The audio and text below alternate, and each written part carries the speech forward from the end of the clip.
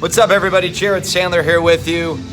We are talking Rangers right now, getting ready for the Rangers and the Rockies, the rubber game of this 3-game series. We'll flip it around. You can see Globe Life Field, and you can probably see those powder blues faintly over on the right side of your screen. You can see the powder blue bottoms. They're not wearing the jerseys just yet, but it's the first powder blue Sunday in Globe Life Field history in this new era of Rangers baseball, and they're hoping to come away with a win. It would be kind of cool. I don't think jersey color really impacts a team's ability to win or lose, but it would be cool to develop this mystique of the powder blues and for the Rangers to develop a winning record. I would love for you to answer, or I'd love to answer whatever questions you have. Feel free to type them in the chat. Would love to answer whatever questions you might have, and feel free to share this. I've never done this on YouTube before, so if it's something that you're interested in or think others might be interested in, I'd definitely appreciate if you would share the link with friends to get more people here a part of this YouTube community. So just a few notes. Rangers-Rockies today, right? We've talked about that, and it's the rubber game, and it's also the debut for Corey Kluber. And, you know, there are a lot of questions as to who Corey Kluber is going to be in 2020. Last year, when he was healthy, which is a very small part of the season, he wasn't very good. And unfortunately, that leaves, you know, our imagination running wild, both in a positive and negative direction, I guess. So with Corey Kluber, something to consider, you know, his 5 previous years of health, which spans from 2014 through 2018. His 5 previous years, his WHIP, walks and hits per innings pitched, was 4th best in Major League Baseball. The only pitchers ahead of him were guys you know, Max Scherzer, Clayton Kershaw, and Chris Sale. So, you know, he's in that elite class. It's just a matter of whether or not he can, you know, still harness that here in 2020. From what we saw in summer camp, it seems like he might be able to. For Rangers fans not familiar with Corey Kluber, he's got a really good sinking fastball, but also an outstanding breaking ball. It's just absolutely daunting breaking ball that's been one of the best pitches in baseball over the last decade. So, and that breaking ball is a curveball, not a slider. So it'll be interesting to see how those play today. All right, got some questions coming in. Let's see if I can figure out how to. Okay, Blake wants to know if Isaiah Kiner-Falefa is available.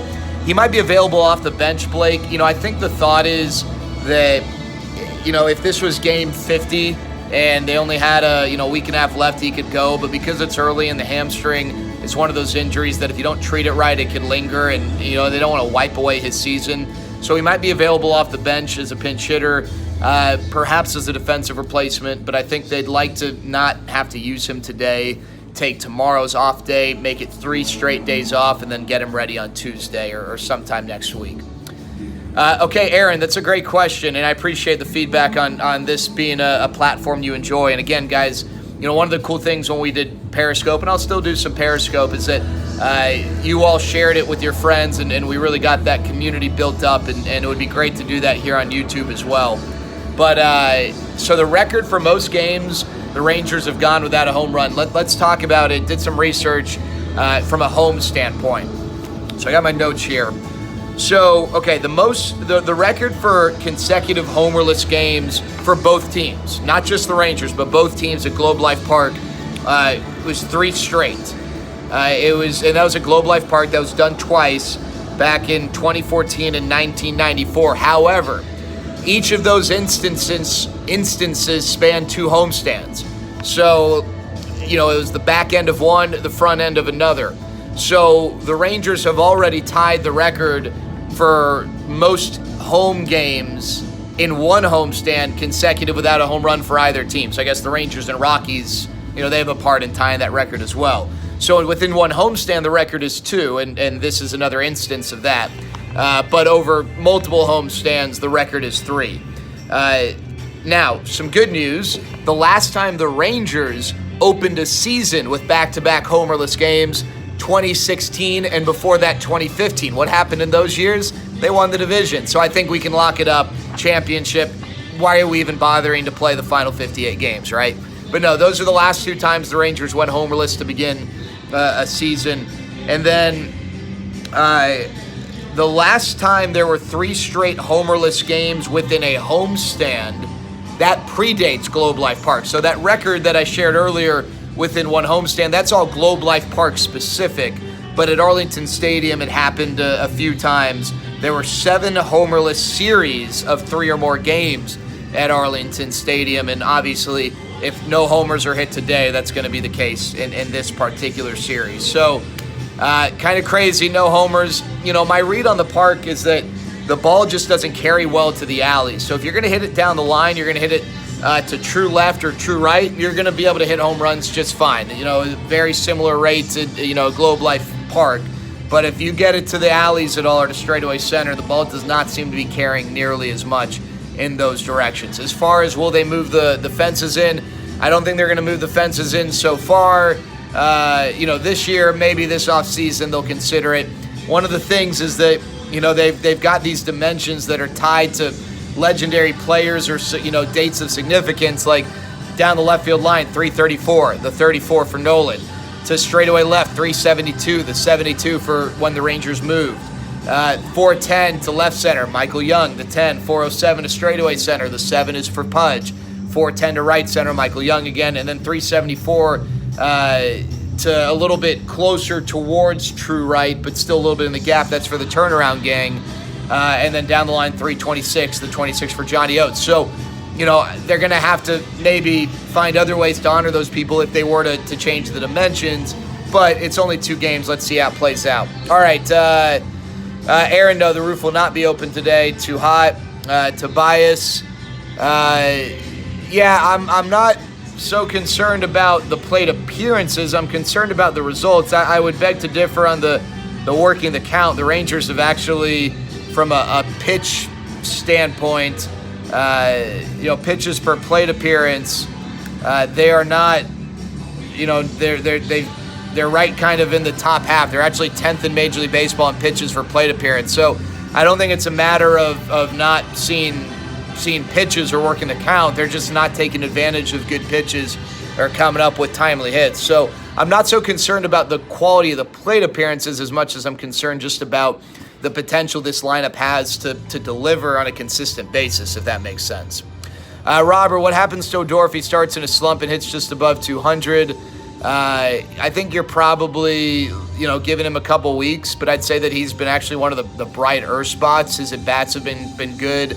He's only chased, I think, 1 pitch outside of the zone, maybe 2 in 2 games, and that's a great rate.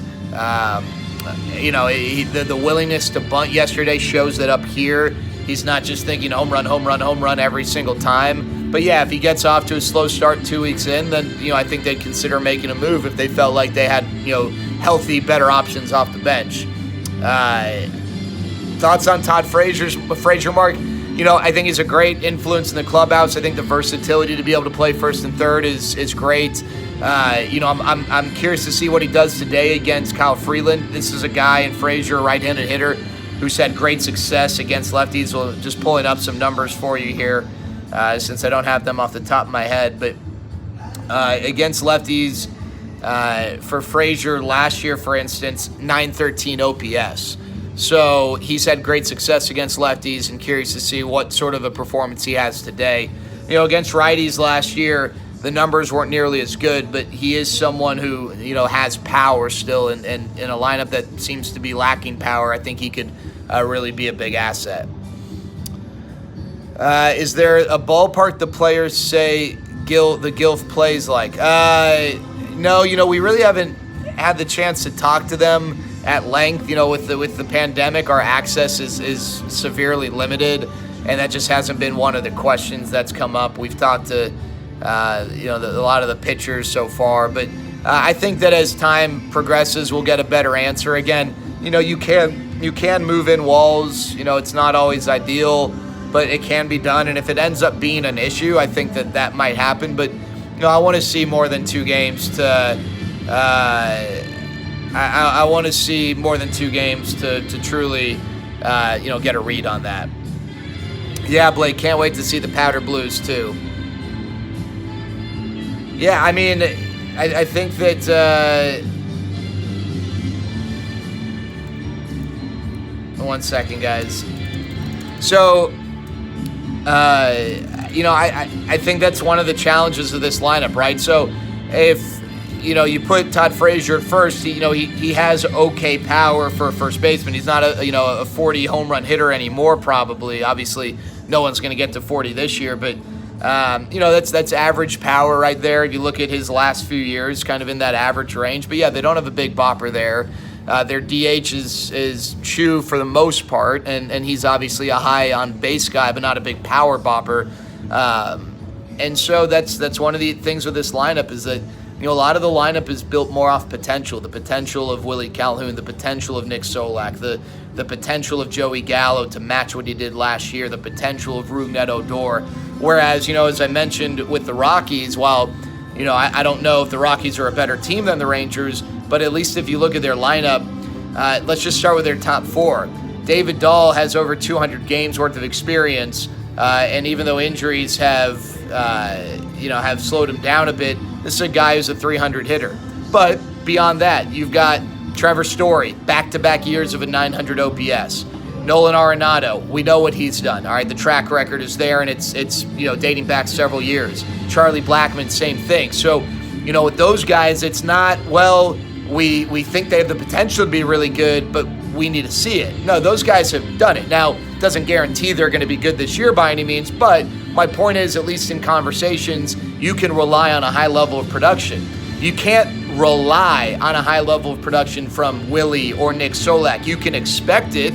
You can believe that they're capable of it, but you can't say that you rely on it because Nick Solak's got a month of big league experience and Willie hasn't even played a full season's worth of games. So there's a lot of question marks in this lineup. It's built in large part off potential. Again, would really appreciate if you guys would share this link out. Would love to grow this YouTube community and be able to have more of these great conversations. We'll answer a few more questions. Aaron, the off day schedule is probably disadvantageous with a lot of the off days front loaded. The Rangers are going to have a stretch of 30 games in 31 days, and that's going to be a tough grind, especially when you consider the opponents. In that 30 game and 31 day stretch, the Rangers are going to be dealing with San Diego, who we don't really know what to make out of San Diego, but the potential is obviously there. You got Oakland, you got the Dodgers, you got Houston, you got the Angels, Oakland, Houston, Angels. Those are even the Angels. I know we haven't necessarily taken the Angels as seriously for the last few years, but that's a team the Rangers are going to be competing heavily with, maybe to get that 3rd spot in the division or 2nd, or heck, maybe even win. But the ability to finish in front of the Angels is going to be instrumental for the Rangers if they want to make the playoffs. Just a few other things, guys. The first lefty on the mound today, the Rangers have faced. You've got Kyle Freeland, who last year struggled no matter who he faced, lefties and righties. Wasn't a big strikeout guy either. If you look at his 2018, he was awesome. He had a sub-3 ERA. Last year, his ERA was near 7. So not so good. He ended up going down to the minors. But the Rangers last year had a few guys who hit lefties well. Rougned Odor hit lefties well. Joey Gallo, among anyone who had at least 75 at-bats against lefties, had the highest OPS among left-handed hitters in Major League Baseball. So that left-on-left crime has been beneficial for Gallo. Willie Calhoun had 2 stretches last year, one in which he couldn't hit lefties at all, but one in which he was like a 400 hitter against lefties over about 50 or so plate appearances. So, with Willie, it's going to be interesting to see, which guy you get. The difference in those 2 stretches was his ability to hit lefty breaking balls. When he was going well, he was smothering lefty breaking balls. In his bad stretch that ended the season, he didn't get a single hit off of a lefty breaking ball, and that spanned a 4 for 39. So, it's going to be interesting to see how the Rangers do against lefties. I do think their lineup is better positioned to have success against lefties this year than maybe years past. All right, guys, that's going to be it. We'll try to do some of these throughout the season. Would love to talk to you. I thank you very much for hanging out, and please, share the link when we do this. Whatever friends you might have who'd be interested in joining, would love to talk to them and love to answer your questions. Enjoy the game. We'll do the post game on Facebook Live, and we'll talk to you soon. Take care, guys. Have a great Sunday.